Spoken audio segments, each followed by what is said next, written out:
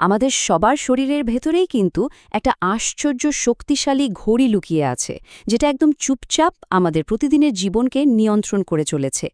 এর নাম হল সার্কাডিয়ান রিদম। খুব সহজ করে বললে এটাই আমাদের শরীরের সেই প্রাকৃতিক ছন্দ, যা আমাদের স্বাস্থ্য আর ভালো থাকার আসল ভিত্তিটা তৈরি করে দেয়। আচ্ছা, কখনো কি মনে হয়েছে যে দিনের একটা নির্দিষ্ট সময়ে কেন খুব এনার্জি লাগে, আবার অন্য একটা সময়ে কেমন যেন ঝিমুনি চলে আসে? এই যে আমাদের শক্তির এত ওঠানামা, এর পেছনে কিন্তু একটা দারুণ বৈজ্ঞানিক কারণ আছে। আর সেই কারণটা আর কিছুই না, এটাই হলো সার্ক্যাডিয়ান রিদম।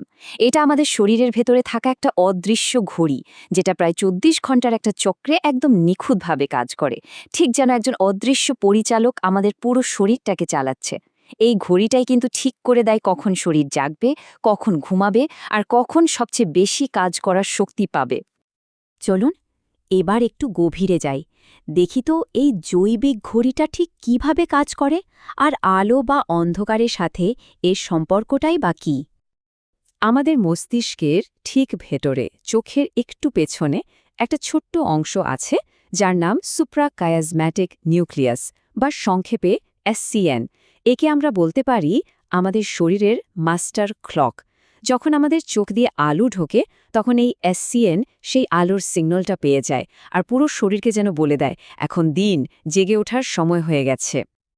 এখন প্রশ্ন হল, এই ঘড়িটা ঠিক কি নিয়ন্ত্রণ করে? শুধু ঘুম আর জেগে থাকা? না, একদমই না।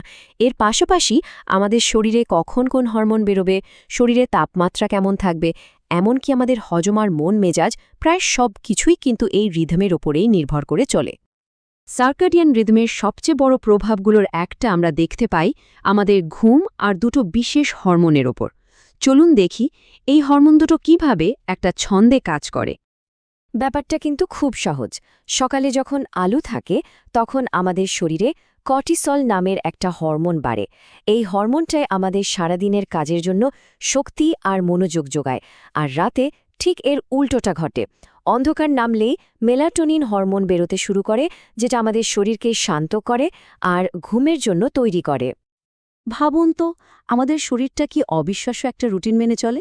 ধরুন, ভোর ৬টার দিকে কর্টিজল আমাদের জাগিয়ে তুলছে, সকাল ১০টার দিকে আমাদের মনোযোগ একদম তুঙ্গে, আবার রাত ৯টা বাজতে না বাজতেই মেলাটোনিন আমাদের ঘুমের দেশে নিয়ে যাওয়ার প্রস্তুতি শুরু করে দেয়, যাতে রাত ২টোর দিকে আমরা সবচেয়ে গভীর ঘুমে থাকতে পারি।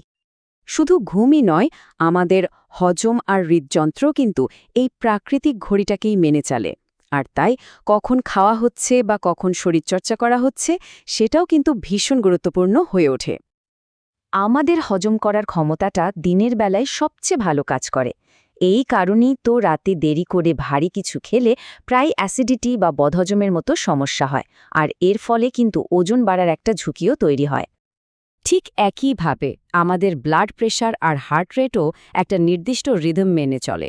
আর এই সার্কাডিয়ান রিদমের সাথে তাল মিলিয়ে যদি সকালে হালকা ব্যায়াম করা যায়, তাহলে সেটা আমাদের হার্টের স্বাস্থ্যের জন্য দারুণ উপকারী হতে পারে। কিন্তু কি হবে যদি আমাদের এই আধুনিক জীবনযাত্রার কারণে, যেমন ধরুন রাত জেগে ফোন ব্যবহার করা বা যখন তখন খাওয়া, শরীরের এই স্বাভাবিক ঘড়িটাই এলোমেলো হয়ে যায়? এর ফল কি হতে পারে? শরীরের এই ছন্দটা যদি একবার নষ্ট হয়ে যায়, তাহলে কিন্তু দীর্ঘস্থায়ী ক্লান্তি, ঘুমের সমস্যা, হরমোনের গরমিলের মতো অনেক সমস্যা দেখা দিতে শুরু করে। শুধু তাই নয়, এর ফলে ওজন বেড়ে যাওয়া, ডায়াবেটিস, হৃদরোগ, এমনকি মানসিক চাপের ঝুঁকিও কিন্তু অনেকখানি বেড়ে যায়। তবে ভালো খবরটা হলো, কিছু সহজ অভ্যেস তৈরি করে নিলেই কিন্তু শরীরের এই প্রাকৃতিক ছন্দটাকে আবার সঠিক পথে ফিরিয়ে আনা সম্ভব। শরীরের এই ছন্দ ফেরানো কিন্তু অতটা কঠিন কিছু নয়। কয়েকটা খুব সাধারণ কিন্তু দারুণ কার্যকর অভ্যাসই যথেষ্ট।